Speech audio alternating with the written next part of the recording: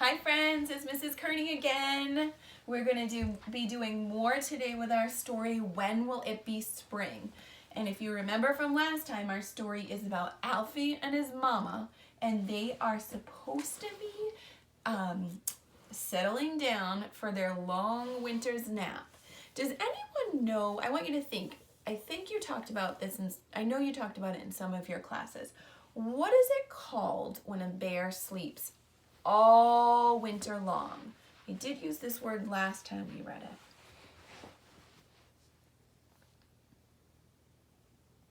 It's called hibernating. And I want to let you know that I wish people hibernated because you know I don't like winter. So I wish at the end of fall we could all just fall asleep and wake up and it would be spring. That's what Alfie and his mama are getting ready to do. But Alfie's a bear cub. Remember we've talked about what a baby bear is called? A cub. He's never hibernated before. So he has all these questions about hibernating and how he'll know when he was supposed to wake up and when it will be spring. So here we go. Come inside, Alfie, said Mother Bear. It's time to sleep. And when you wake up, it will be spring. When will it be spring? Asked Alfie. And how will I know when it is here? Mother Bear replied, when the butterflies float by, looking for new flowers. Then it will be spring. So here's Alfie gathering some leaves. Do you remember from last time what he did with those? Alfie snuggled down to sleep. And what's he using for a blanket? Those leaves. We snuggle up at our house, and I'm sure you do at yours, but do you snuggle under leaves? Or do we snuggle under something different than bears? Colleen, what do you snuggle up under? Blankets. Blankets, right. We snuggle under blankets, and it's a little different because bears do it under leaves because they're usually in their caves. But when he woke up, Alfie could not tell if spring had come or not. He tiptoed across the floor. What did we say last time? Why is he going really slowly? Do you know, Colleen?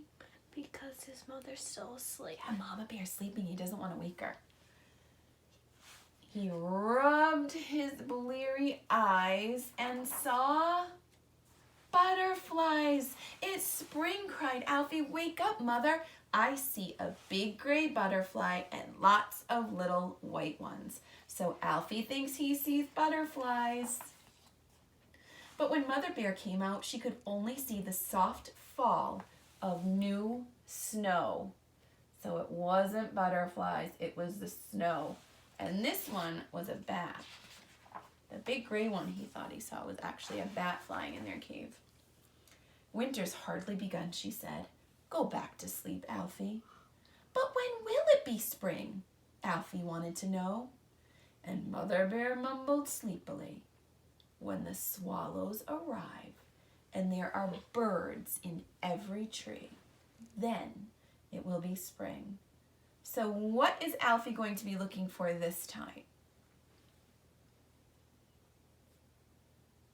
Colleen, what did she say? Birds in every tree. Birds. So Alfie's going to be looking for birds when he wakes up. So Alfie curled up again to sleep. And when he woke, he was sure it must be time for spring. He crept across the floor, peered outside, and those are two vocabulary words. Crept is going slowly and peered is looking. Peered outside and saw birds in the trees. Mother, wake up! Alfie squealed. Spring is here. The swallows have come, and they are singing in the trees. So Alfie was looking for birds, and he thinks he found those birds. But Mother Bear could only see icicles and hear the wind whistling in the bare branches. So what he thought were birds was really the leaves and icicles coming off of the branches. You're dreaming, Alfie, she said. Now go back to sleep. But Mother, said Alfie, when will it be spring? And Mother Bear, already half asleep, grunted. When the sun is bright and the air is warm, then it will be spring. How is Mother Bear feeling, friends? Alfie's woken her up a couple times already. What do you think, Colleen? Frustrated. Yes, frustrated and tired. It says she mumbled, she grunted. Half asleep, she grunted. She's tired and a little frustrated with Alfie. So Alfie burrowed down in his bed again. That means getting underneath. Burrowed means going underneath in his bed again. And when he woke up, actually, let me go back to this page, friends. I'm sorry. Mama said, when the sun is bright and the air is warm. So what is he going to be looking for this time? Colleen? The sun is bright and the air is warm. Yes, he's going to be looking for a bright sun and for the air to feel warm. So Alfie burrowed down in his bed again, and when he woke, he was quite sure spring was here. He padded across the floor, looked out, and saw a bright sun. Mother, you've overslept, cried Alfie. Wake up. Spring is here. The sun is shining, and it's getting warm. What does he think he sees? Colleen? The sun. The sun. But Mother Bear could only see the hunter's fires and quickly hustled her cub away. Now go to sleep, she said. I will tell you when spring is here. No more questions. So Alfie slept and dreamed of butterflies, birds, and sunshine until something icy touched his nose. A tiny stream of water was trickling through the cave. Alfie shook his mother awake and she growled, for the last time, Alfie, it is not spring. But Alfie patted her hopefully until she got up, stomped through the doorway, and saw spring! Mother Bear rubbed her eyes and blinked in the warm, bright light. Spring is here after all, she said with a smile. But where is Alfie? Do you remember? He was asleep in the flowers. And why did we say he was sleeping? Because you didn't hibernate. He was awake a lot. He and Mama are going to be sleepy this spring. All right, friends, you did a great job. A great job listening. So I just want to come over here for a minute and show you this is what we sequenced the last time we did this together, okay? So we put our things in order. We had, we talked about the things that Mama Bear told Alfie he would see when it was spring. And the first time they fell asleep, she said, you'll see butterflies looking for new flowers. Then she told him when they went to sleep the second time that when he woke up, he'd see birds in every tree. Then when they went to sleep the third time, she told him he would see the bright sunshine and feel the warm air. And then in the end, when they woke up, it was springtime. So let's see, I'm just going to tell this once quickly to practice our story retelling. And I know you guys are getting really good at sequencing pictures. So first, Alfie went to sleep and he was looking for butterflies. Then he went to sleep and was looking for birds. Then he went to sleep and was looking for the sunshine. And last, he went to bed and woke up and spring was here. All of the spring things were out. Butterflies, birds, and the warm sunshine. All right, friends, I am going to have you look over here for me. I brought our pictures from my classroom with our different story things we work on. Do you recognize these from my room? Remember, we talk a lot about characters, setting, problem, and solution. Today we're going to talk about the characters, the setting, and the problem, okay?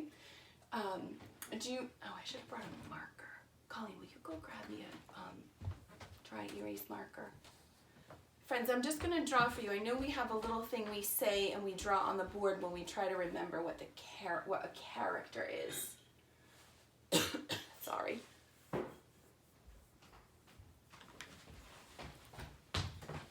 Thank you, honey. Okay, so I'm going to have you look over here, friends. Do you remember we say this when we do it on the board? We say, the characters are the people and animals in the story. And this helps us remember that a lot of the times the answers are people or they're animals. So let's come up here. We're going to talk about the characters. Who were the characters? Let's see if you can think of one character that was in our story. This might help.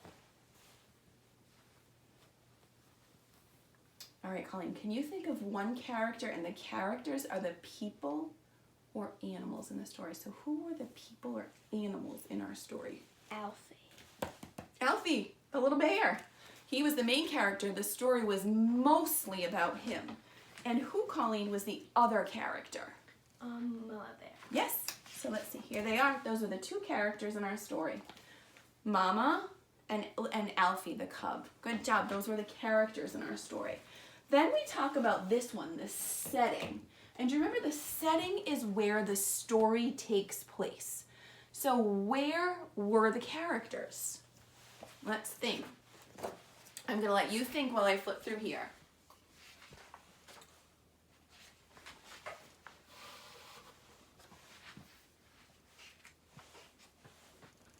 All right.